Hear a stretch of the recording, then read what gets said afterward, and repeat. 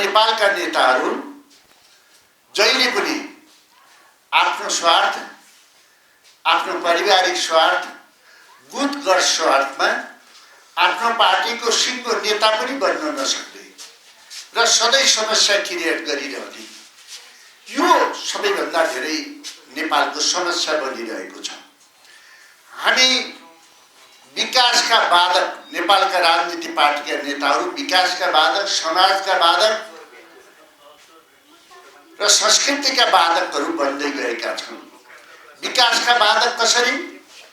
नेपाल भर्खर 30 वर्ष अगाडि बहुदलीय व्यवस्था ल्याएको थियो, राजालाई संविधानको दायरामा बाँधेको थियो। त्यस अवस्थामा नेपालमा बिजुलीहरू थिएन, उज्यालो थिएन, अँध्यारोमा टुकी बाँड्नु पर्थ्यो। त्यो अवस्थामा हामीले अरुण नदीबाट बिजुली ल्याउँ भनेर नेपालको स्वामित्वमा हामी विद्युत निकाल्दै थियौँ। त्यस बेला नेपालका नेताहरूले वर्ल्ड ब्याङ्कलाई चिठी लेखेर हामीले बत्ती बाल्न दिएनौँ, बिजुली निकाल्न दिएनौँ। आज त्यो बिजुली निकालेको भए नेपालको व्यापार घाटा कम हुन्थ्यो, नेपालमा उद्योग धन्दाहरू खोल्ने थिए र नेपाली जनताहरू उज्यालोमा बस्नु पर्ने थियो। आज देशको यो अवस्था हुने थिएन। आज 30 वर्षपछि नेपालको स्वामित्वमा बन्दै गरेको जलविद्युतलाई हामीले आज भारतको स्वामित्वमा बन्न दिएका छौँ। यो नेपाली नेताहरूको प्रवृत्ति र नेपाली नेताहरूको संस्कृति भइसक्यो। यसलाई कसको सुई लागेको छ कसैलाई थाहा छैन।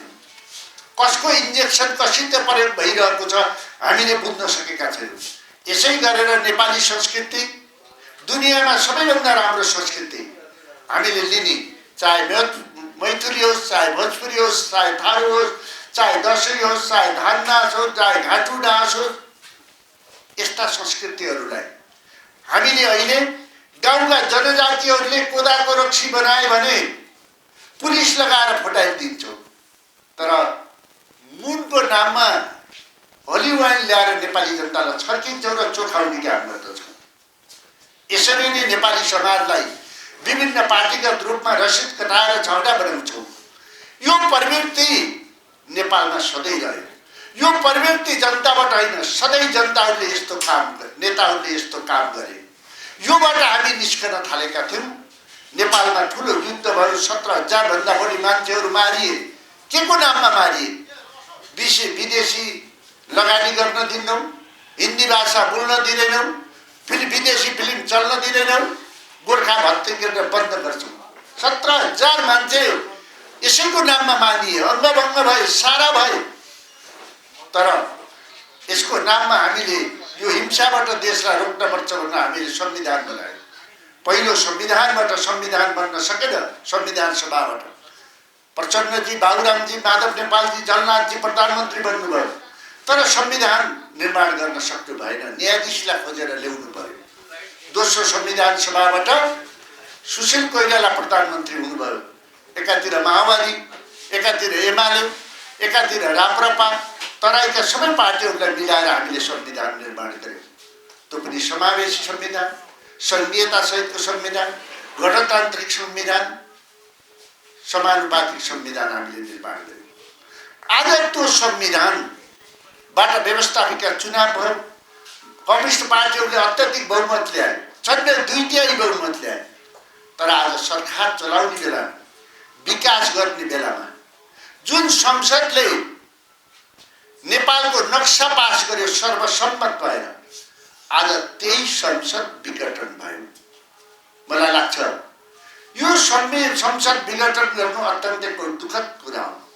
संसद विघटन गर्न हुँदैन। उसलाई हामीले पुरस्कार, नक्सा पास गर्ने संसदलाई हामीले पुरस्कृत गर्न पर्थ्यो, उसलाई भङ्ग गर्न हुन्न थियो। आज एउटा सरकारमा बस्ने भङ्ग गर्ने, अर्को सडकमा आउने, नारा जुलुस गर्ने, आम हडताल भन्ने, जनतालाई दुःख दिने प्रवृत्ति फेरि सुरु भयो। अहिले देखिन्छ कम्युनिस्टहरू, नेपालका कम्युनिस्टहरू समस्या सिर्जना गर्न सक्छन्, अराजकता मचाउन सक्छन्, यिनले समाधान गर्न सक्दैनन् भन्ने कुरा अहिले यो संविधान यता र उतिनको पारिएको छ, यसले पुष्टि गर्छ। त्यसकारण नेपालको सबैभन्दा ठुलो विडम्बना नेपालका कम्युनिस्टहरू बन्न गए। अहिलेको अवस्थालाई हेर्दा चाहे सडकमा बनुन् चाहे सरकारमा बसुन् आपसमा मेल पनि हुन सकेन यिनीहरूको बिचमा। यो अवस्थामा काङ्ग्रेसले के गर्नुपर्छ? यो अवस्थामा काङ्ग्रेसले के गर्नुपर्छ? काङ्ग्रेसले आफ्नो इतिहास सम्झनुपर्छ। काङ्ग्रेसले सधैँ निकास दिएको छ देशलाई अप्ठ्यारोको बेलामा, चाहे 7 सालको आन्दोलनमा होस्, चाहे 46 सालको आन्दोलनबाट होस्, चाहे 62-63 सालको आन्दोलनबाट होस्, चाहे माओवादी हिंसाबाट होस्, काङ्ग्रेसले सधैँ निकास दिएको छ। काङ्ग्रेसले सधैँ त्याग गरेको छ। आज देशको अवस्था, यहाँका नेताहरूको क्रियाकलापलाई हेर्दा सुवर्ण शमशेरले 16,000 बिघा जग्गा सरकारको नाममा दिएर भूमि सुधार लागू गरेका थिए। आज नेपालका नेताहरू 2 बिघा 4 आना जग्गाको निम्ति आफ्नो प्रेस्टिज इज्जत बेच्दैछन्, सरकारको निम्ति आपसमा झगडा गर्दैछन्, मारकाट गर्दैछन्। यिनीहरूसित शब्द पनि छैन, के शब्द प्रयोग गर्ने हो भन्ने शब्द पनि छैन। यो अवस्थामा नेपाल पुगेको छ। यसलाई हामीले निकास दिनुपर्छ। कांग्रेसले यसलाई निकास दिन्छ। निकास मैले बनाएको संविधानमा, मैले हस्ताक्षर गरेको संविधानमा, जुन संविधान हामी संवाद समितिमा थियौँ, यसको नेतृत्व बाबुराम भट्टराईजीले गर्नुभएको थियो। त्यसमा प्रचण्डजी त्यही हुनुहुन्थ्यो, शेरबहादुरजी त्यही हुनुहुन्थ्यो, माधव नेपालजी हुनुहुन्थ्यो, केपी ओलीजी हुनुहुन्थ्यो, सबै नेताहरू हुनुहुन्थ्यो। हामीले बनाएको संविधानमा कुनै पनि अप्ठ्यारो पर्दा त्यसको व्याख्या सर्वोच्च अदालतले गर्ने भनेर हामीले संविधान त दिइसकेका छौँ। यसको व्याख्या सर्वोच्च अदालतले गर्नेछ। हुनेका शब्दहरू, दोहोरो अर्थ लाग्ने शब्दहरू वा समस्याको निकास सर्वोच्चले गर्ने हामीले व्यवस्था गरिसकेका छौँ। त्यसकारण अहिले मैले निवेदन गरिसकेँ कि जो संसदले नक्सा पास गर्यो सर्वसम्मतले, त्यो संसद विघटन गर्नु गलत थियो। तर गलत फार्म भइसकेपछि अब क्राइसिस भन्ने शब्द छ। क्राइस हामी अहिले डेन्जर जोनमा छौँ संविधानको संरक्षणको निम्ति। शेष हामी यसलाई अवसरको रूपमा लिनुपर्छ र अवसरको रूपमा लिएर हामीले संविधानलाई सर्वोच्च अदालतले गरेर उसले चुनाव हुन्छ, चुनावमा जानु, उसले पुनर्स्थापना भन्छ, पुनर्स्थापना जाने व्यवस्था हामीले संविधानमै गरेका छौँ। त्यसको आधारमा हामीले अगाडि बढ्नुपर्छ। सधैँ नेपाली नेताहरूमा सधैँ मनै व्यवस्थापिका हुन्, मनै कार्यपालिका हुन्, मनै न्यायपालिका हुन् भन्ने हुँदैन। अहिले हामीले बनाएको संविधानमा व्यवस्थापिका, कार्यपालिका, न्यायपालिकाको हामीले व्यवस्था गरेका छौँ। एकले अर्कालाई चेक गर्छ, एकले अर्कालाई ब्यालेन्स गर्छ। तर हाम्रो नेताहरूमा त्यो दम्म, सडकमा होस्, सडनमा होस् वा सत्तामा होस्, सबै मैले जो निर्णय गर्नुपर्छ भन्ने कुरा डेमोक्रेटिक सिस्टममा हुँदैन। काङ्ग्रेसको के हो त? काङ्ग्रेसले के गर्नुपर्छ त भन्दा काङ्ग्रेसले निकास दिनुपर्छ। म तपाईँहरूलाई एउटा उदाहरण दिन चाहन्छु। मेरो संविधानले मात्र यसको समाधान गरेको छैन, मेरो पूर्वीय दर्शनले पनि यसको समाधानको बाटो खोजेको छ। के खोजेको छ त? महाभारतको युद्धमा द्रोणाचार्यले हतियार नफालिकन महाभारतको युद्धको अन्त हुँदैन। त्यस अवस्थामा त्यो अन्त हुनका निम्ति द्रोणाचार्यलाई सबैभन्दा ठुलो हट हुनुपर्छ। हट हुनका निम्ति द्रोणाचार्यको छोरो मारिएको हल्ला हुनुपर्छ। द्रोणाचार्यलाई आफै थाहा थियो अस्वस्थमा मारिँदैन भन्ने, तर हल्ला फैलिन्छ कि द्रोणाचार्य मारियो। तब अस्वस्थामाले सोध्छन् कि यो कला सोझु सत्य हो कि बेसित भन्दा उनले भन्छन् यसको सत्य बताउने काम युधिष्ठिरको, उनी धर्मराज हुन् भन्नुहुन्छ। र उनले सोध्छन् ए युधिष्ठिर अस्वस्थमा मारिएको हो? र उनले भन्छन् अस्वस्थमा हतोहत बिस्तारै नरवा कुञ्जरवा। यो राजनीति हो। कति कुरा लाउडले बोल्नुपर्छ, कति स्लो बोल्नुपर्छ। राजनीति म्याथमेटिक होइन, 2+2 म्याथमेटिकमा हुन्छ। राजनीतिमा 2+2 1 पनि हुन्छ, 10 पनि हुन्छ। केही समय अगाडि केपी ओलीजीले भन्नुभएको थियो, कहाँ छ काङ्ग्रेस? माइती घरमा देखिन्छ अरे भनेर भन्नुहुन्थ्यो। त्यो 2+2 मा थियो काङ्ग्रेस। अहिले काङ्ग्रेस कहाँ छ भने अब 10 मा पुग्न सक्छ। यो राजनीति हो, यो म्याथमेटिक होइन। त्यसकारण काङ्ग्रेसले अब अदालतले गरेपछि हामी छलफल गर्न सक्छौँ पुनर्स्थापना राम्रो हो कि वा निर्वाचन।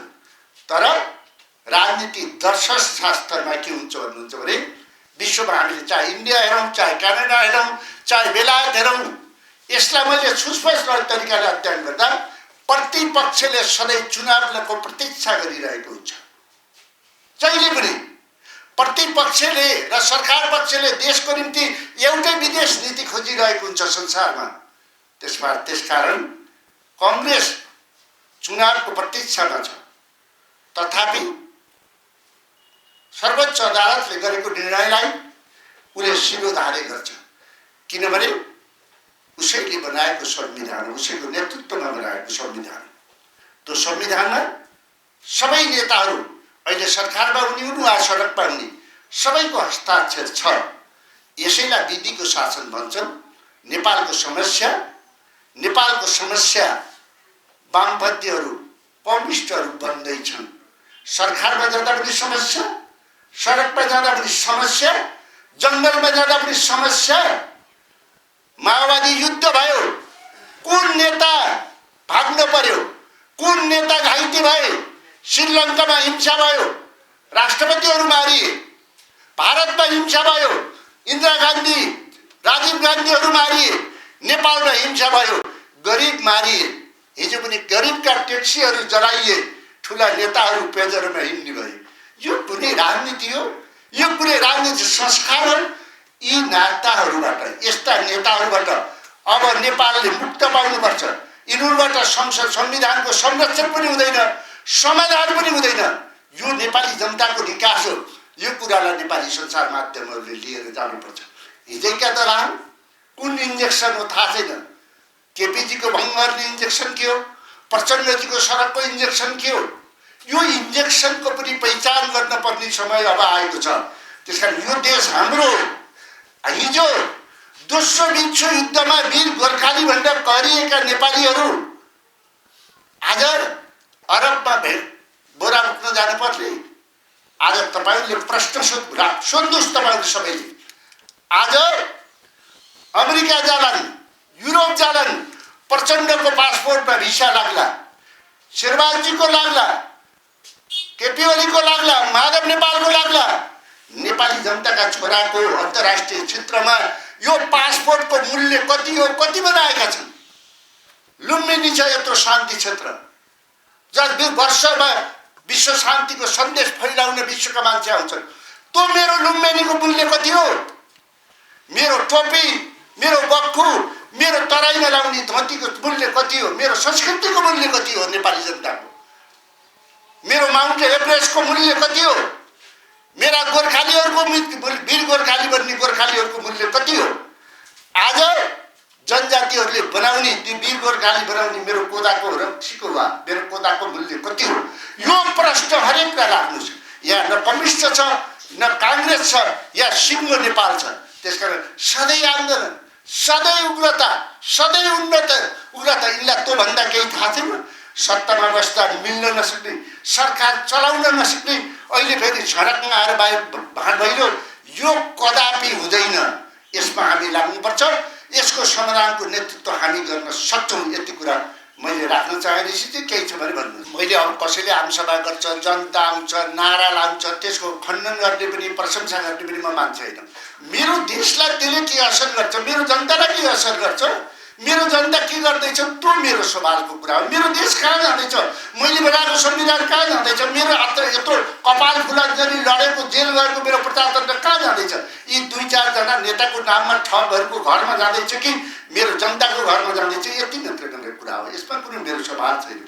संविधानमाथिको हस्तक्षेप भनेको गणतन्त्र, संघीयता, धर्मनिरपेक्ष, समानुपाती, समावेशी लगायतको जो दलीय प्रणाली चाहिँ स्थापित भएको छ मुलुकमा, यो प्रणालीमाथिको आक्रमण हो। त्यसकारणले गर्दाखेरि यो प्रणालीमाथि आक्रमण भयो भने मुलुक प्रतिगमनको दिशामा जानेछ भनेर चाहिँ हामीले यो प्रतिगमनको कदमको विरोध गर्दै नर्मल कोर्समा लैजानुपर्छ, संविधानलाई सहजीकरण गर्दै लैजानुपर्छ र संसदलाई सहज ढङ्गले लैजानुपर्छ र त्यसलाई चाहिँ बीचमा विघटन गर्न पाइँदैन चाहिँ। त्यसो भएको हुनाले त्यसको पुनर्स्थापना गर्नुपर्छ।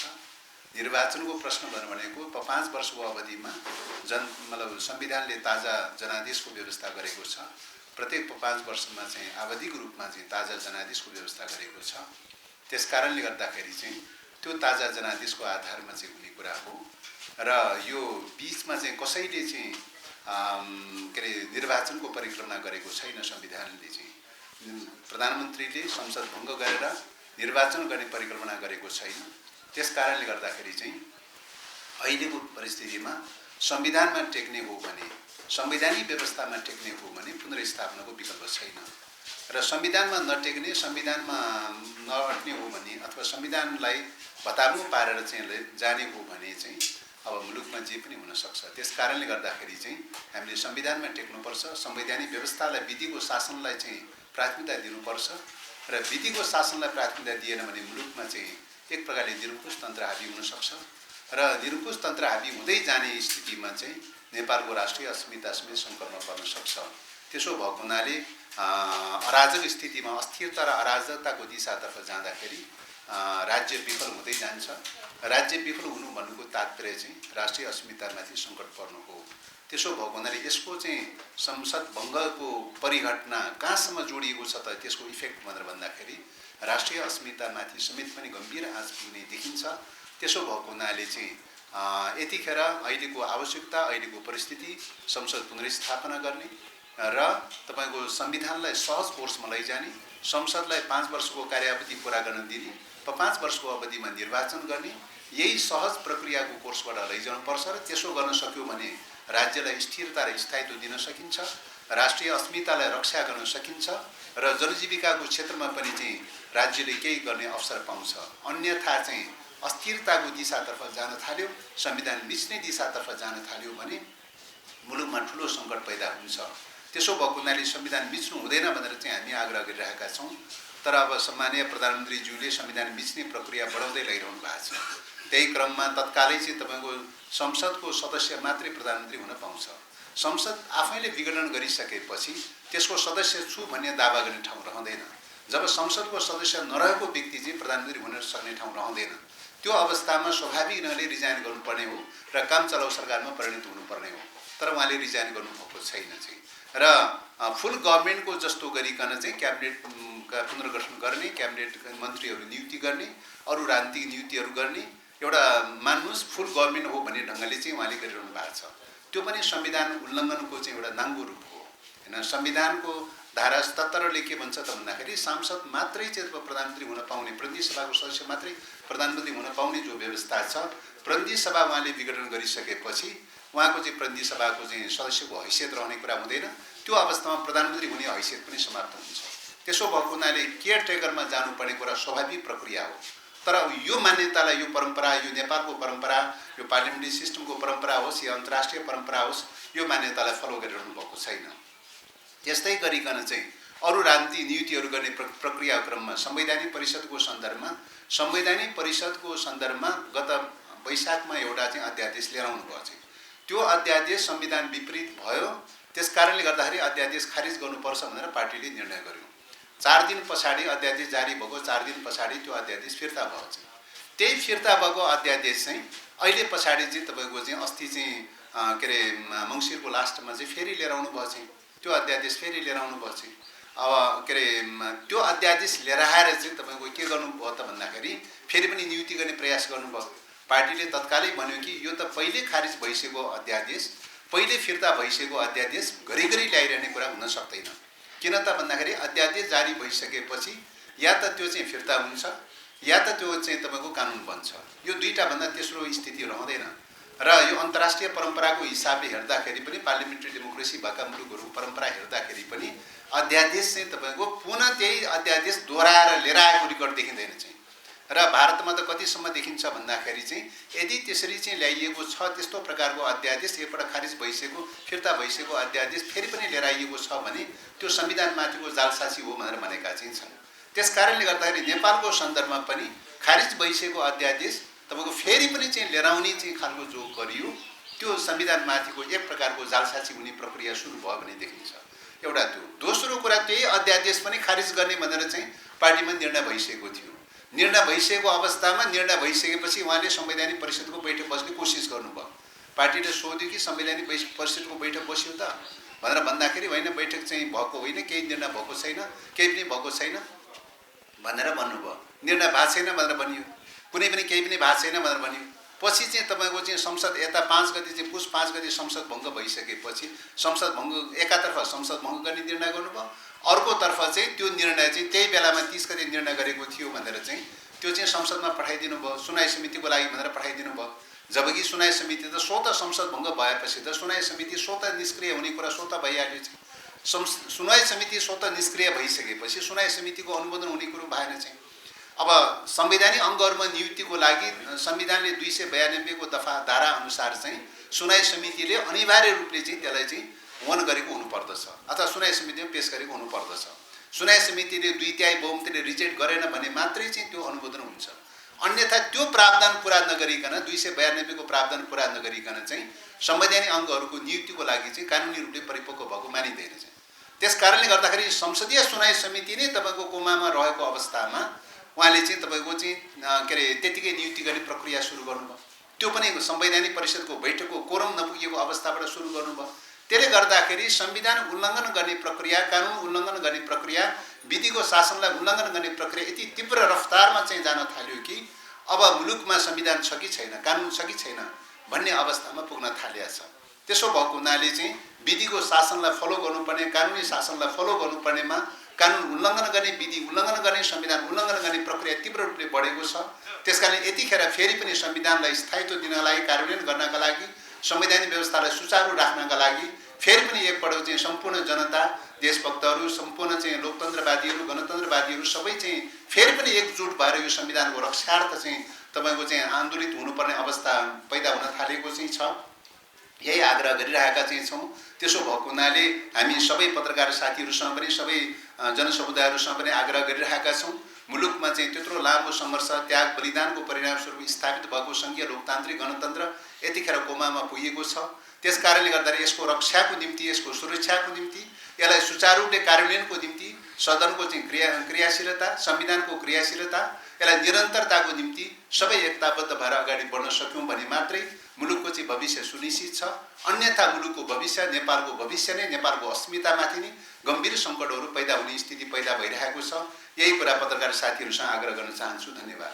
अहिलेसम्मको हिस्ट्री हेर्दाखेरि चाहिँ तपाईँको सरकारमा नभएको दलहरूले कुनै पनि इस्युलाई एड्रेस गर्नुपर्ने भयो, सम्बोधन गर्नुपर्ने भयो, ध्यान आकर्षण गराउनुपर्ने भयो भने सडकमा आन्दोलन गर्ने चलन हुन्छ, सडकमा प्रदर्शन गर्ने चलन हुन्छ, त्यो खालको चलन हुन्छ।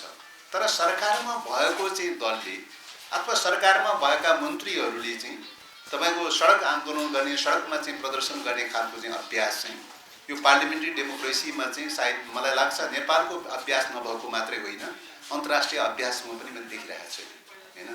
र अब सडकमा यो खालको चाहिँ जो कार्यक्रम गरिरहनु भएको छ, यो कार्यक्रमले के बताउँछ त भन्दाखेरि चाहिँ सरकारले संविधान कार्यान्वयन गर्ने हो, नीति नियमहरू कार्यान्वयन गर्ने हो, योजनाहरू कार्यक्रमहरू बनाएर कार्यान्वयन गर्ने हो। तर सरकार स्वयं चाहिँ सडकमा उत्रने खालको दिशातर्फ जो गएको छ, त्यसले चाहिँ विधिको शासनको खिल्ली उडाउने, संविधानको शासनको खिल्ली उडाउने, कानुनी शासनको खिल्ली उडाउने प्रक्रियाको सुरुवात भयो भन्ने लाग्छ। उहाँले सडकमा प्रदर्शन गरेर कसका विरुद्ध चाहिँ परिलक्षित हो त यो त होइन। कानुन हातमा लिएको चाहिँ राज्यले होइन, संविधान हातमा लिएको राज्यले चाहिँ स्वयं आफैले चाहिँ जनप्रदर्शन चाहिँ सडकमा जनप्रदर्शन गर्ने प्रक्रियाबाट जान थाल्यो भने मुलुकको चाहिँ राजनीतिक प्रणाली र मुलुकको चाहिँ संवैधानिक स्थिति के हुन्छ।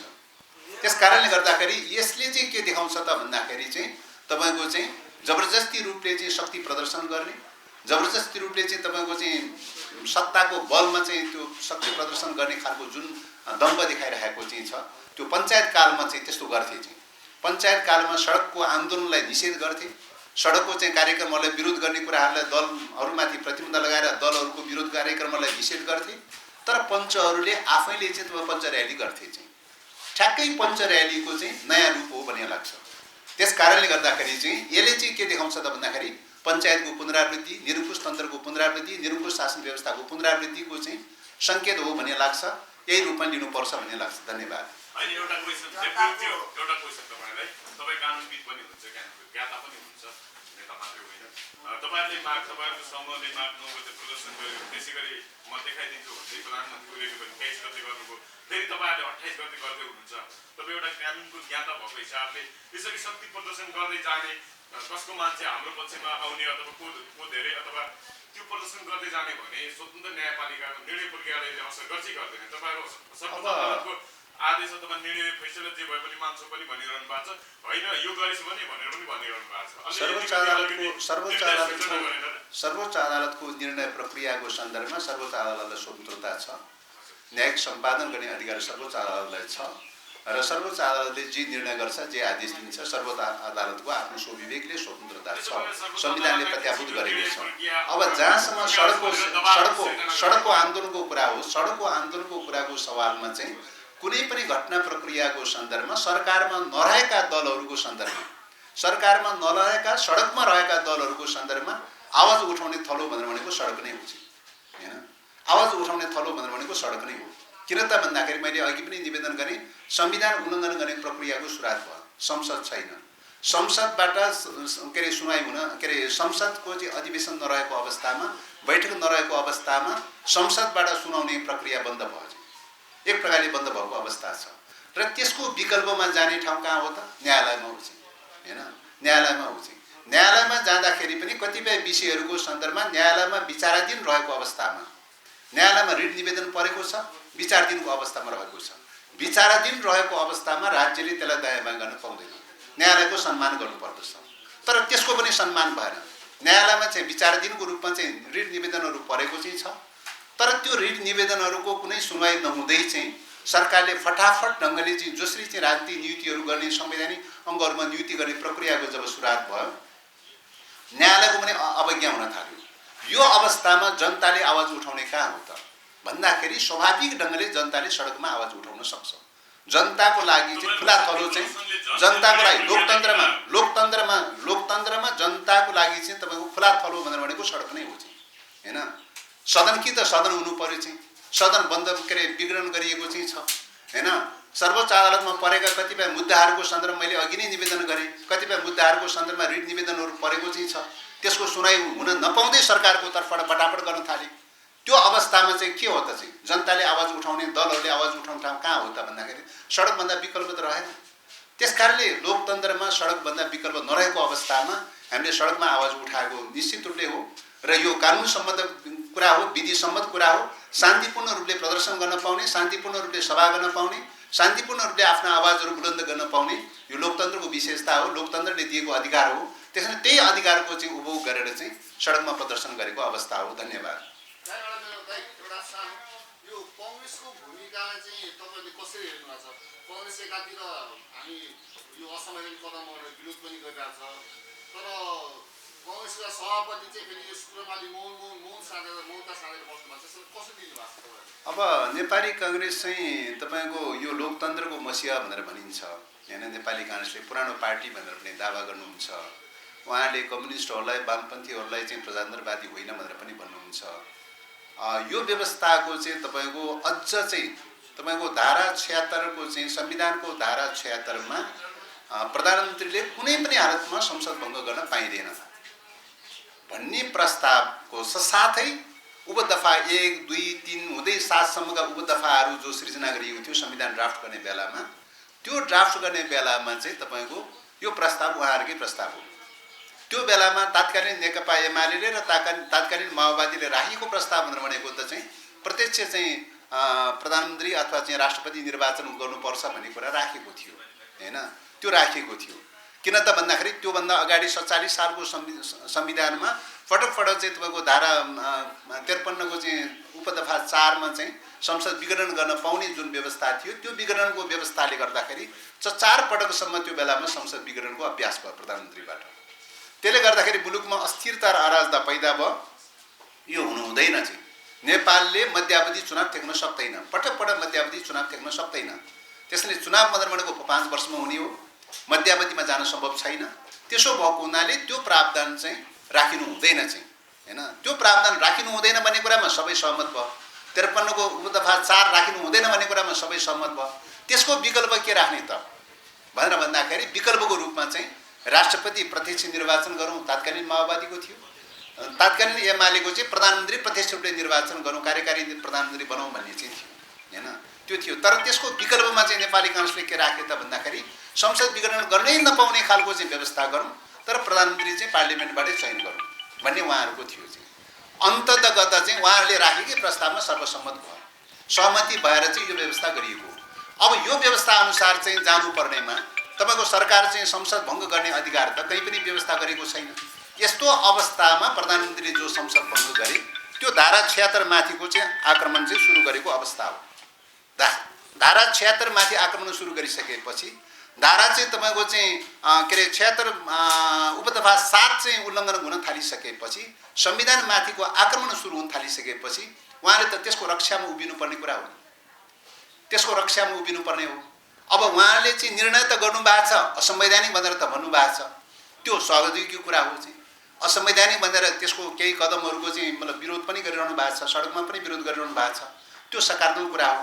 तर त्योसँग कन्ट्रोभर्सियल कुरा के उठाइरहनु भएको छ त भन्दाखेरि चाहिँ हामी निर्वाचनको लागि पनि तयारी छौँ भनेर पनि भन्नुभएको छ। यो त कन्ट्रोभर्सियल भयो नि। तपाईँ संसद विघटन चाहिँ असंवैधानिक हुने अनि त्यसैको जगमा चाहिँ निर्वाचन चाहिँ कसरी संवैधानिक हुन्छ? यो त संविधानको व्याख्या हेर्ने हो भने संविधानले त 5 वर्षको लागि निर्वाचनको परिकल्पना गरेको छ, बीच मध्यावधिको परिकल्पना त गरेको छैन। एउटा चाहिँ तपाईको कन्डिसनमा मात्रै उपदफा 7 अनुसार चाहिँ एकल व्यक्तिको चाहिँ उपदफा के अरे कुनै सांसदले चाहिँ तपाईको चाहिँ 1 नम्बर के अरे धारा 76 को 1 नम्बरको सरकार उपदफा 1 अनुसारको सरकार विफल भयो भने 2 अनुसारको अभ्यास गर्ने हो, 2 अनुसारको पनि विफल भयो भने 3 अनुसार अभ्यास गर्ने हो, विश्वासको मत लिने हो। 3 अनुसार अभ्यास चाहिँ विफल भयो भने 4 अनुसार उपदफा 4 अनुसार अभ्यास गर्ने हो, 4 को अभ्यास 5 अनुसार गर्ने हो। 5 मा एकल कुनै सांसदलाई पनि चाहिँ तपाईको चाहिँ चयन गरेर भए पनि चाहिँ उलाई चाहिँ के अरे 1 महिना भित्रमा विश्वासको मत लिने अवसर दिने हो चाहिँ, त्यसको अभ्यास 6 बाट गर्ने हो चाहिँ। 6 सम्म पनि विफल भयो भने चाहिँ उपदफा 6 सम्म पनि चाहिँ तपाईको सरकार दिन सकेन भने बल्ल उपदफा 7 आकर्षित हुने हो र चाहिँ त्यसपछि चाहिँ तपाईको चाहिँ 6 महिनाभित्र संसद विघटन गरेर के अरे निर्वाचन गर्ने व्यवस्था राखिएको, एउटा भेन्टिलेटरको रूपमा भेन्टिलेसनको रूपमा त्यहाँ राखिएको अवस्था हो। केही गरी अड्किहाल्यो, सरकार दिन सकेन, 4 पटक प्रयास गर्दाखेरि पनि सरकार दिन सकेन भने त्यो बेलामा एउटा आकर्षित हुने एउटा प्रावधान राखिएको, त्यो अवस्थामा मात्रै चाहिँ निर्वाचनको परिकल्पना गरिएको छ हैन, अन्यथा निर्वाचनको परिकल्पना गरिएको छैन। अब अहिले चाहिँ सदनमा त ती कुराहरू त परै राखुन् चाहिँ तपाईँ उपदफा 2 अनुसारको सरकार छ हैन। अब त्यो तपाईको चाहिँ त्यसमा विफल भयो भने ती चाहिँ उपदफा 2 अनुसारको फेरि विकल्प प्रयास गर्न सकिन्छ, त्यो त प्रयास गर्नु भएको छैन। 3 को प्रयोग गर्ने कुरा त झन् टाढाको कुरा भयो, 4 को 5 को 6 को प्रयोग गर्ने कुरा त झन् टाढाको कुरा भयो। सदनै के अरे स्थगित भइरहेको अवस्था छ। तपाईँ गत असार 18 गतेदेखि त सदनै स्थगित भइरहेको अवस्था छ, सदनमा त त्यो प्र्याक्टिस हुने कुरै भएन। अनि कुनै पनि चाहिँ छेउटुप्पो कतै पनि सम्बन्ध र सम्पर्क र सम्बन्ध नबढाएको चाहिँ तपाईको सदनसँग नै सरोकार नरहेको अवस्थामा, सदनसँग कुनै पनि अभ्यास नरहेको अवस्थामा संविधानले परिकल्पना नगरेको जुन कदम चाल्नु भयो त्यो त संविधान विपरीत हो नि। संविधान विपरीत खालको कदम चालिसकेपछि चाहिँ तपाईको त्यो के अरे संविधान विपरीत खालको कदमलाई करेक्सन गर्ने र चाहिँ संविधानको रक्षा गर्ने क्रममा लाग्नु पर्नेमा चाहिँ हैन उहाँले कतिपय कुराहरू दुईटा ढुङ्गामा खुट्टा राख्ने जस्तो टाइपको चाहिँ जो निर्वाचनको कुरा पनि जो गरिरहनु भएको छ हैन, त्यो चाहिँ स्वयं कन्ट्रोभर्सियल छ भन्ने लाग्छ हैन। संविधानले त्यो परिकल्पना गरेको छैन भन्ने लाग्छ। त्यसो भएको हुनाले चाहिँ यो नेपाली कांग्रेसका साथीहरूले अब के अरे असंवैधानिक कदम भनेर जो भन्नुभएको छ त्यो चाहिँ सकारात्मक छ, तर निर्वाचन बारे गरिएका तर्कहरू चाहिँ तपाईको कन्ट्रोभर्सियल छन् भन्ने लाग्छ। धन्यवाद। एउटा क्वेशन तपाईलाई अध्यक्ष प्रचण्डले अस्तिको सभामा अब हामी संयुक्त आन्दोलन गर्छौं फागुन पहिलो हप्तादेखि भनेर भनिरहनु भएको छ। तपाईले के छ संयुक्त आन्दोलन गर्नेमा कतिको त्यसमा सकारात्मक हुनुहुन्छ अथवा के तयारी तपाईहरु भित्रभित्रै संयुक्त आन्दोलन गर्ने तयारी गरिरहनु भएको छ कि अथवा छुट्टाछुट्टै के हो यो संयुक्त गर्दा अलिकति बल पुग्छ कि भन्ने अहिलेसम्मको आन्दोलन छुट्टा छुट्टै छ, हेरि नै राख्नु भएको छ। यो आन्दोलन संयुक्त गरौँ भनिकन हाम्रो पार्टीले सुरुमा नै फर्स्ट बैठकमा नै हामीले 3वटा निर्णय गर्दाखेरि फर्स्ट निर्णय हाम्रो पार्टीको थियो कि यो संविधान विपरीत छ, लोकतन्त्र विपरीत छ। संविधान विपरीतको काम सुरुदेखि नै जिरोमा हुन्छ। त्यसकारण यो संसद पुनर्स्थापना गर्नको लागि सभामुखलाई हामी आग्रह गरौँ भन्ने दोस्रो निर्णय थियो। तेस्रो हाम्रो निर्णय के थियो भने सम्पूर्ण पार्टीहरू यो देशका एक साथ मिलिकन एक साथ आन्दोलन गर्नुपर्छ। अनि यो आन्दोलन अहिलेको आन्दोलनभन्दा निश्चित भयावह हुन्छ, जनआन्दोलनमा परिणत हुन्छ, सबै पार्टीको आन्दोलनमा परिणत हुन्छ र यस काममा पार्टीहरू नेताहरू लागिराख्नु भएको छ। अहिले कुनै निर्णय भइसकेका छैन। यो मितिदेखि यो गतेदेखि हामी अब संयुक्त आन्दोलन गर्छौँ, त्यो कार्यक्रम अहिले भएको छैन। यसमा प्रयास भइराखेको छ। मलाई लाग्छ फागुनको फर्स्ट हप्तामा हुन्छ भने प्रचण्डजीले भनिराख्नु भएको छ। सायद उहाँले कुराकानी गर्ने नै उहाँ हो, अन्य पार्टीसँग गरिराख्नु भएको छ। त्यसकारण उहाँको दूरबीन अलि ठुलो होला, उहाँले फर्स्ट हप्ता राख्नु भएको छ। म अन्दाज गर्छु त्यहाँबाट सुरु होला। अनि अर्को कुरा, सभामुख आफै सर्वोच्चमा पुग्नुभयो, संवैधानिक नियुक्तिको विरुद्धमा तपाईँहरूको पनि विरोध गरिरहनु भएको छ है। जसरी अध्यादेश ल्याएर है बहुमतले पनि निर्णय गर्न सक्ने त्यो विपक्षी दलको नेता पनि उपस्थित हुनु भएन, सभामुख आफै उपस्थित हुनु भएन। यसलाई चाहिँ कसरी हेर्नु भएको छ? सभामुख आफै सर्वोच्चमा पुग्नुपर्ने कस्तो दिन? सभामुखी एउटा संसदीय निकायका प्रमुख हुन्। उनी पनि संविधान भित्रै बस्नुपर्ने हुन्छ र सभामुखले यो देशमा संविधान विपरीत काम हो, सुनवाई समिति नभइकन उहाँले दुईटा आधार दिनुभएको छ। एउटा गैर कानुनी रूपमा जुन संवैधानिक परिषदको कोरमलाई परिणत गर्यो। तपाईँ बडो बारीकी रूपबाट हेर्नुहोस्, संविधानमा बडो प्रष्ट रूपमा लेखिया छ कार्यपालिका, व्यवस्थापिका, न्यायपालिका र विपक्षी दलको नेता यो सम्मिलित एउटा संविधान परिषद हुन्छ। अब त्यसलाई परिवर्तन गर्ने हो त संविधानमा न गर्नुपर्ने हो, त्यसलाई कानुनद्वारा गर्ने होइन। कानुनले, मैले अघि पनि भने, कानुनले संविधान परिवर्तन हुँदैन। कोरम छुट्याउँदाखेरि त अवश्य नै तीनटै निकायबाट कोही न कोही छुट्छ। त्यो कल्पना हाम्रो संविधानले गरेका छैन। त्यो कल्पना नगरेको कारणबाट कानुनद्वारा संविधान परिवर्तन गर्न खोजिया छ, यो गलत हो। त्यसमा मुद्दा पनि छ। त्यही प्रश्न उठाइकन उहाँले फाइल पनि फिर्ता पठाउनु भएको छ र उहाँले मुद्दा गर्नुभएको छ। मुद्दा गर्ने सबैको अधिकार हुन्छ, उहाँको पनि अधिकार छ, उहाँले पनि दायर गर्नुभएको छ। र अहिलेको राजनीतिक परिस्थितिको बारेमा चर्चा गर्दा राजनीतिक स्थिति अत्यन्त तरल छ। मान्छेले प्रिडिक्सन गरेको भन्दा फरक ढङ्गले राजनीतिक स्थिति जाने सम्भावना छ। त्यो राजनीतिलाई लिगभित्र ल्याउनको लागि सबै राजनीतिक दलहरू र सबैहरूले संयमतापूर्वक अगाडि बढ्नुपर्ने आजको आवश्यकता हो। र अहिले जुन ढङ्गले संसद विघटनको बारेमा जुन प्रश्न उठेका छन्, सडक सङ्घर्ष भएका छन्, अदालतमा मुद्दा छ, यसले परिस्थिति कता जान्छ र के हुन्छ भन्ने कुरो पत्रकार, नागरिक समाज, राजनीतिक दलको प्रश्न छ। कतिपय सन्दर्भमा यो प्रतिनिधिसभाको विघटन संवैधानिक गैर संवैधानिक भनेर पनि छलफल भइरहेको छ। तर सारमा प्रतिनिधिसभाको विघटन जुन परिस्थिति नेपालको सत्ताधारी राजनीतिक पार्टीभित्र उत्पन्न भयो, प्रतिनिधिसभामा जुन ढङ्गले प्रधानमन्त्रीको लाई चाहिँ अविश्वासको प्रस्ताव राख्ने खेल र राष्ट्रपति समक्ष समावेदन कुरा भयो र अभियोग पत्र लगाइसकेपछि संविधानमा भएको अन्तर्निहित अधिकार, विशेषतः संविधानको धारा 58 रहेको अविशिष्ट अधिकारलाई प्रयोग गरेर यो प्रतिनिधिसभाको विघटन भएको छ।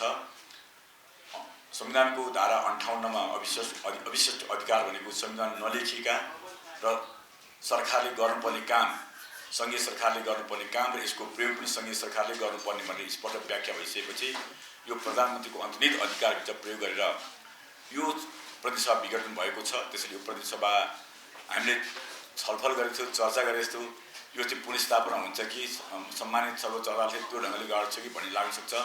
मेरो आफ्नो विश्लेषणमा यदि प्रतिनिधिसभा विघटनको सन्दर्भमा लिएर पनि प्रतिनिधिसभाभित्र नेकपाले 64% सिट प्राप्त गरेको र प्रतिपक्षले 36% सिट मात्रै प्राप्त गरेको स्थितिमा 64 सिट प्राप्त गर्नेलाई कानुनी ढङ्गले एकातिर राख्दा 36% सिट प्राप्त गर्ने दलहरूले अर्को विकल्पको सरकार बनाउन सक्ने स्थिति पनि थिएन र छैन। त्यसले गर्दा त्यसै ढङ्गले प्रयोग गरिएको हुनाले हामीले अहिलेको परिस्थितिमा प्रतिनिधि सभा पुनर्स्थापना हुन्छ कि भनेर अल्मलिनु जरुरी छैन। यो गैर संवैधानिक पनि होइन र यो संवैधानिक कु पनि होइन। एउटा बहुमत प्राप्त प्रधानमन्त्रीले अहिलेको सन्दर्भमा यो प्रदेश सभा चल्दैन भनेर जुन खालको जनताकोमा जाने सार्वजनिक सत्ता सम्पन्न जनतामा जाने जुन निर्णय गर्नुभएको छ, यो निर्णयलाई मुद्दाको सुनाइपछि हामी सबै निर्वाचनमा जानुपर्छ। म सबै राजनीतिक दललाई सडक सङ्घर्ष छोडेर यो उसमा प्रतिसभा निर्वाचनको जानका लागि तयारी गर्नलाई म आग्रह र अनुरोध गर्न चाहन्छु।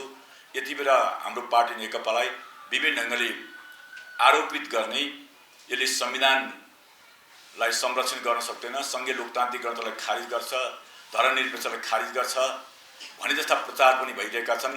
अस्ति हामीले बागमती प्रदेश सङ्गठनबाट चाहिँ एउटा विशाल जनसभा गऱ्यौँ। त्यो जनसभामा सम्माननीय प्रधानमन्त्रीज्यूले राखिसक्नु भएको छ जुन ढङ्गले नेपालको राजनीतिलाई तलबितल पार्न र अन्योलता सिर्जना गर्न सडक सङ्घर्ष गर्ने साथीहरूले प्रयत्न गर्नुभएको थियो। त्यसको पनि पानीको फोका उठेर फुटे जस्तै त्यसको पटाक्षेप भइसकेको छ र नेकपा सङ्घीय लोकतान्त्रिक गणतन्त्रको रक्षा र मुलुकमा उत्पन्न अराजकताको अन्त्य र राष्ट्रिय स्वाधीनताको पक्षमा प्रतिबद्ध र अगाडि बढ्ने प्रतिबद्धता व्यक्त गरिसकेको छ।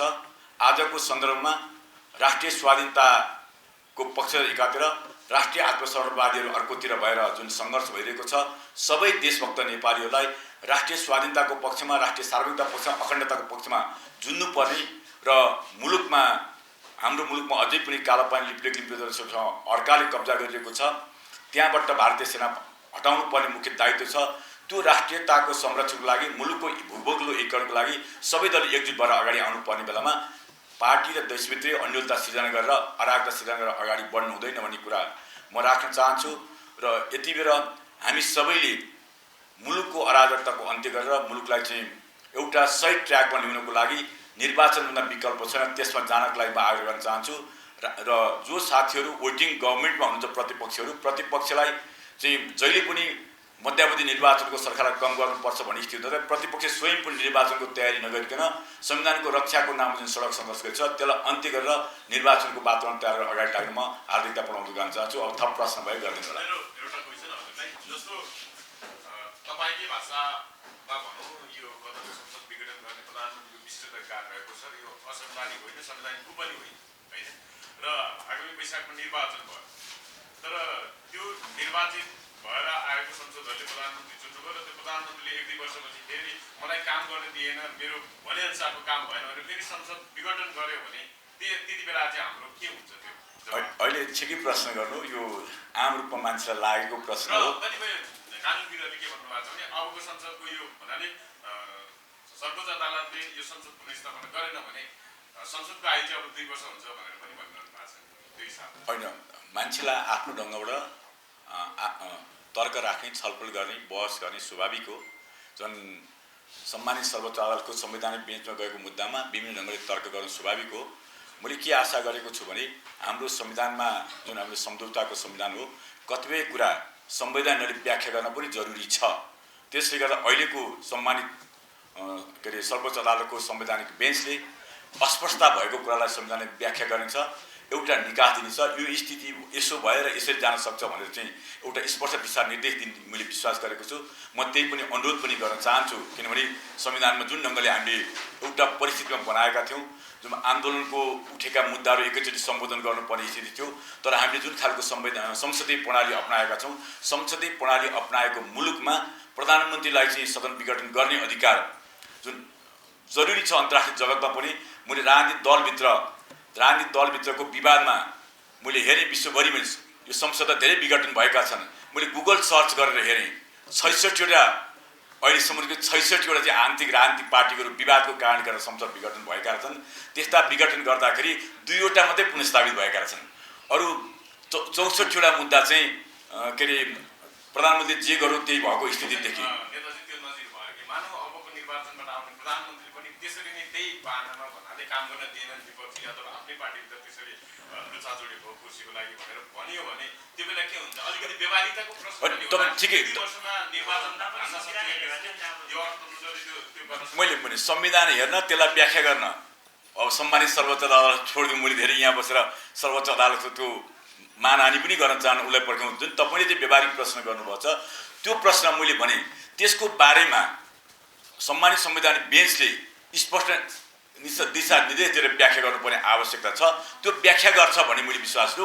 पोलिटिकल्ली मैले राजनीतिक ढङ्गले भन्दाखेरि अहिले अब हामीले सोच्नुपर्ने कुरा चाहिँ पार्टीभित्रको अन्तर्गत पार्टीको टिकट दिने बेलाको स्थिति त्यसलाई एकमा एकता कायम गर्नुपर्ने एउटा लक्ष्यभित्र परिचालित गर्नुपर्ने पार्टीभित्र अराजकताको अन्त्य गर्न अनुशासन कायम गरेर त्यही ढङ्ग टिकट दिने बेलादेखि सोच्ने हो भनेदेखि 5 वर्ष म्यान्डेट दिएको प्रधानमन्त्रीले यस्तो खालको दुर्घटनाको स्थिति बाध्यताको स्थिति आउन सक्दैन थियो। त्यतातिर भने पार्टीभित्रको आन्तरिक शुद्धिकरण अनुशासनको पनि त्यत्तिकै जरुरी छ आगामी दिनमा भन्ने कुरा देखाएको छ। त्यसले सम्मान्य प्रधानमन्त्री एक ठाउँमा बोल्नु भएको थियो अब टिकट दिँदाखेरि टिकट पाउने व्यक्तिको नाभि आफ्नै भूमिमा नाभि गाडिएको मान्छे नाभि टेकेको मान्छे हुन्छ बाहिर नाभि टेकेको मान्छेले यो स्थिति तयार गर्दो रहेछ भनेर प्रसङ्ग सुनाउनु भएको छ। त्यसकारण माटोलाई माया गर्ने र सार्वजनिकतालाई माया गर्ने जनतालाई माया गर्ने विकासलाई माया गर्ने आफ्नो उद्देश्य र लक्ष्यलाई प्रतिबद्ध हुने मान्छे चाहिँ अहिले खाँचो रहेछ। पार्लियामेन्टमा पठाउँदा पनि टिकट दिने कुरामा नै निकै बेसी सजगता अपनाउनु पर्ने। अहिले चाहिँ जित्छ र हार्छ भन्ने कुरा चाहिँ एउटा निर्दिष्ट उद्देश्य भिजन र डेडिकेसन र कमिटमेन्ट भएको मान्छेको उम्मेदवार भयो भनेदेखि यस्ता खालको गलत कामको स्थिति नहुन सक्दा यस्तो ढङ्गको बिचमा बिग्र नआउने स्थिति तयार गर्नलाई त्यतातिर पनि राजनीतिक दलले सोच्नुपर्छ भन्ने कुरा अहिले हाम्रो पार्टीभित्र देखेको अराजकता र अनुशासनले हामीलाई दिशानिर्देश गरेको छ।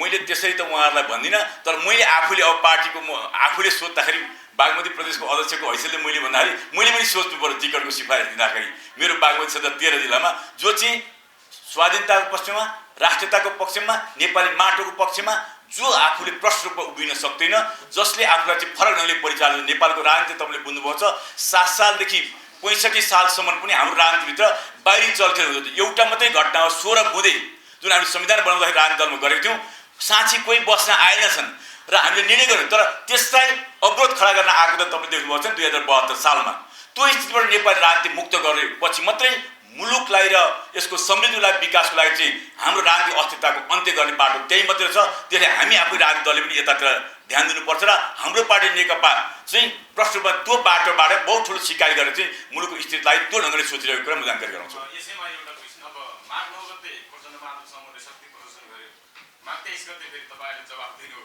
फेरि 28 गते प्रचण्डबहादुर समूहले गर्दैछ अब फागुनको पहिलो हप्ता फेरि तपाईँहरूको शक्ति प्रदर्शन हुँदैछ भनेर हामीले अपेक्षा गरिन होइन हामीले शक्ति प्रदर्शन गर्यौँ म तपाईँलाई बताइहालौँ हामीले शक्ति प्रदर्शन गर्यौँ यो हाम्रो कार्यक्रम 4वटा उद्देश्यको लागि थियो कसैको विरुद्धमा न मार्चण्ड समूहको विरुद्धमा न अरू कसैको हामी 4वटा उद्देश्यको लागि गरेको हौँ। हामीले प्रदेश सभा विघटन गर्यौँ निर्वाचनको तिथि घोषणा गर्यौँ संसदीय प्रणालीभित्र निर्वाचनमा जाने राजनीतिक पार्टी चाहे सत्तामा होस् चाहे विपक्षमा होस् उसले जनता परिचालन गरेर आफूतिर आकर्षण गर्नुपर्ने उसको दायित्व हो। हामीले विरोध गर्नु जरुरी छ। त्यही हामीले यो हिजो मार्चण्ड समूहका साथीहरूले माधव नेपाल प्रचण्ड समूहको साथीहरूले जुन ढङ्गले हाम्रो विरुद्धमा भ्रम छर्नुभएको छ मुलुकभरिमा त्यो भ्रमलाई खण्डन गर्नुपर्छ र जनतालाई सचेतीकरण गर्नुपर्छ भनेर नम्बर 1। नम्बर 2 कम्युनिस्ट पार्टीभित्र जुन खालको विभाजनको स्थिति बन्यो अब कम्युनिस्ट पार्टी यतिबेला पुनर्गठन गर्नुपर्ने एउटा ऐतिहासिक चरणमा आएछ। अब जनता र कार्यकर्ता पुनर्गठनको लागि तयारी होस् भनेर भन्न दोस्रो कुरो। तेस्रो कुरो सरकारले गरेका कामहरूको बारेमा स्पष्ट रूपमा चाहिँ जानकारी दिने र यथार्थ जनतालाई बोध गर्ने। चौथो मुलुकमा निर्वाचनको तयारी गरेर अब निर्वाचन चाहिँ निर्वाचनलाई कसैले रोक्न सक्दैन भन्ने सन्देश दिनको लागि गरेका हौँ। त्यसकारण हामी आगामी निर्वाचन जान तयार छौँ निर्वाचनको तयारी गर्दैछौँ र सबैलाई हामी निर्वाचनमा गइसक्यो तपाईँहरू पछि नपर्नुहोस् भोलि तपाईँहरूलाई चाहिँ निर्वाचन तयारी गर्न भ्याउनु अगाडि बढ्नुहोस् भन्ने सन्देश दिनको लागि गरिएको। हामी कसैको विरुद्धमा कसैको होइन हाम्रै पक्षमा जनतालाई परिचालन गरेर आगामी वैशाख 17-27 गते हुने 78 सालमा हुने निर्वाचन चुनाव जित्नको लागि जनता परिचालन गर्नको लागि हामी सबै ठाउँ गर्छौँ धेरै ठाउँमा गरिरहेका छौँ। अब बाँकी ठाउँमा पनि निर्वाचन परियोजनाको लागि हामी कार्यकर्ता परिचालन गर्छौँ। बागमती प्रदेशमा भन्यो भने अब हामी डेटै सार्वजनिक गर्छौँ विभिन्न जिल्लामा यस ढङ्गको कार्यक्रममा डेटै सार्वजनिक गरी चुनावको तयारीमा लाग्ने कुरा यहाँलाई बुझाउँछौँ। यसकारण यो कसैको विरुद्ध होइन आफ्नो पक्षमा जनतालाई पक्षमा पारेर चुनाव जित्नको लागि गरेको जनसभा हो। जनपरिचालन। एउटा प्रश्न जुन 23 गते कार्यक्रम गर्नुभयो दरबारमा लगाएर राजदरबारको अगाडि र जनताको एउटा मिलेको पैसाले जनताको ढिकुटी भित्याएर चाहिँ कार्यक्रम गर्नुहुन्थ्यो तपाईँले सरकारमा बस्ने यस्तो गर्न मिल्छ? मलाई अत्यन्त दुःख लाग्यो। कार्यक्रमको आयोजक म हुँ। मैले गरेको कार्यक्रम मैले कसरी गरेँ भन्ने कुरा मलाई थाहा छ र अहिले हाम्रो पक्ष नेकपा पक्षमा हामीलाई मैले कुनै लुकाउनु पर्दैन। हामीलाई मञ्चको व्यवस्थापन गर्न, मञ्च बनाएर साउन्ड सिस्टम म्यानेज गर्न पैसा लागेको छ। यदि पब्लिकली पनि पैसा म भोलि बैठकेर त्यो सार्वजनिक गरिदिन्छु। त्यसबाट अरू मान्छेहरू भोलन्टियरली यो ठाउँमा आएर सभामा सहभागी भएका छन्। त्यसले गर्दाखेरि यस्तो कति खर्च लाग्यो के लाग्यो भनेर तपाईँ यो कुनै सरकारको ढिकुटी रित्याउने कुनै पनि काम गरेको छैन। नेपाल सरकारको तर्फबाट प्रधानमन्त्रीको तर्फबाट एक पैसा पनि लिएका छैनौँ। जे व्यवस्थापन हामीले बागमती प्रदेश कमिटीबाट जुन ढङ्गले स्रोत परिचालन गरेर शुभेच्छा स्रोत परिचालन गरेका छौँ, कहाँ चिठी पठाएर चन्दा मागेर नि गरेको छैनौँ। त्यसो भएको कारण अहिले पनि माइकको अरू पैसाको भुक्तानी दिन नसकेको स्थिति छ साँच्चै भन्यो भने। त्यस कारण कुनै ढिकुटी परिचालन भोलि बागमती प्रदेशमा म अध्यक्ष छौन्जेल जनपरिचालन गर्छु, कार्यकर्ता परिचालन गर्छु, उनीहरूसहित सहयोग लिएर जस्तै हिजो हामीले पार्टी चलाएको छौँ त्यही सहयोग लिएर परिचालन गरेर त्यो कार्यक्रम सञ्चालन गर्ने कुरा म ढुक्क छु। र मलाई जसले साथीहरूले सहयोग गर्नुभयो पार्टी कार्यकर्ताहरूले, पार्टी सम्बन्ध उद्योग व्यवसाय हाम्रो उद्योग व्यवसाय कमिटी पनि छ, उद्योग व्यवसाय लागेका साथीहरू तिनीलाई हार्दिकतापूर्ण यही मञ्चबाट धन्यवाद दिन चाहन्छु, जनतालाई धन्यवाद दिन चाहन्छु। यस्ता कार्यक्रम फेरि बोलायो भने पनि निःशुल्क नेकपाका कार्यकर्ताहरू जो केपिओलीको पक्षमा छन्, केपिओलीको नामै सुनेर मान्छे खच्चाखच गरेर आउने स्थिति छ। त्यसले हामीले कसैलाई बसमा ल्याएर अथवा पैसा तिरेर ल्याउनु जरुरी छैन। म आग्रह गर्न चाहन्छु, अहिले मान्छे फेरि बस त आयो नि भन्छ नि, बाटो बनाएको छ बस त आउँछन् नि, गाडी त आउँछ नि, पजेरो पनि आउँछ, बस पनि आउँछ, मोटरसाइकल पनि आउँछ। काभ्रेबाट 6000 मोटरसाइकल आयो। के गर्नुहुन्छ तपाईँहरू? एउटा मोटरसाइकल 2 जना मान्छे आउँछ काभ्रेबाट बस्दै। ओ एउटा कुरा तपाईँ ठ्याक्कै भन्नु। मैले धेरैपल्ट योभन्दा अगाडि पनि मलाई साथीहरूले भन्नुहुन्छ जनतालाई रुवाएको कुरा भन्दा पनि हिजो अस्ति ठिक छ बुझि भ्रिकुटी मण्डपमा जुन प्रदर्शनी मार्गमा जुन कार्यक्रम भएको थियो म मेरो सुन्नुहोस् न, तपाईँको प्रश्न बुझिहाल्यो नि मैले के भन्दै हुनुहुन्छ भनेर। जुन ढङ्गले यो भ्रिकुटी मण्डप प्रदर्शनी मार्ग हुँदाखेरि जुन ट्राफिक बढी जाम हुन्थ्यो, त्यहाँ दरबार मार्गमा जाँदाखेरि केशरमलको बाटो खुलै थियो, हामीले सभा गरिँदा रत्नपार खुलै थियो, यतापट्टि साबिक दरबारको उत्तरपट्टि बाटो खुलै भएर यहाँ आउने स्थिति तयार भएको थियो। सबभन्दा सुरुमा मान्छे आउँदाखेरि अलिअलि ट्राफिक पसल तपाईँले चिन्ता गर्नु धन्यवाद। मैले व्यवसायी सबै बसेर मिटिङ गरेर उहाँहरूको सहमति लिएर कार्यक्रम छ। उसको दरबार मार्गका व्यवसायले कसरी प्रश्न उठेका छैन, म सबैसँग सहमति गरेर त्यहाँ टोयलेट खोलिदिएका छन् साथीहरू। त्यस कारण तपाईँको चिन्ता भन्दा ती साथीहरूले मुलुकको माटो जोगाउनु लागि जुन खालको जनता भनेको तपाईँले भनेको मात्रै जनता त्यहाँ आएका नि जनता हुन्। अहिले तपाईँ त्यहाँ आएका नि जनता हुन्, त्यत्रो जनता आएका छन्। त्यस जनताको कुरा गरेर तपाईँले यहाँ मलाई अनुमान जोड्छ त्यहाँ आउने जनता 2,10,000 भन्दा बेसी जनता हुन्, जनता आएका हुन्। त्यसबाट तपाईँले चिन्ता नगर्नुहोस्। जे छ म अहिले पनि अलिअलि नोक्सान भएको छ, अप्ठ्यारो भएको छ, त्यही दिन पनि मैले माफी मागेको छु। फेरि पनि म माफी माग्न चाहन्छु जुन खालको अप्ठ्यारो सिर्जना भएको छ त्यसप्रति। तर हामीले चुनावमा जाने बेलामा आमसभा हुन्छ। ठिकै भन्नुभयो। हामीले कम क्षति होस् भनेर त्यहाँ गऱ्यौँ। अहिले एउटा सिकाइ भएको छ, मलाई चाहिँ भन्नु छ त्यो के देख्छन् जनताले मूल्याङ्कन गर्छन्। मलाई अहिले प्रचण्डलाई जोड्न जरुरी छैन। जनताले जे देख्छन् त्यही कुराको भोलि अभिव्यक्त छ। त्यसैले कसैलाई नडराउनु भनेको छु। के नडराउनु भन्छ भने भोलि चुनावमा जाउँ कसलाई चाहिँ राम्रो मान्दा छ त्यो त हामीले स्वीकार गर्छौँ। सबभन्दा ठुलो जनता हो। ठिक छ, त्यो पनि तपाईँको चिन्ता हो, मेरो चिन्ता हो। तपाईँको चिन्ता होइन 0 सिट आउँछ कति, त्यो मेरो चिन्ता हो। मेरो चिन्ता मेरो पार्टीको चिन्ता हो, जनताको समर्थन हो। त्यसबाट तपाईँले चिन्ता गरिदिनु। धन्यवाद।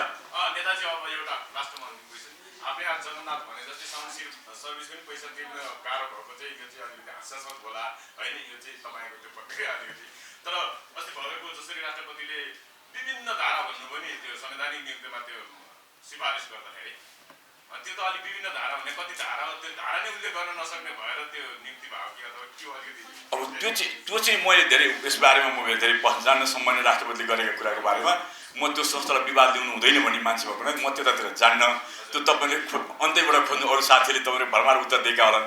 त्यस कारण चाहिँ सम्मानित राष्ट्रपति महोदय सरकारले गरेको निर्णय कार्यान्वयन गर्ने सम्मानित संस्था भएको हुनाले त्यो उहाँले गर्नुभएको छ।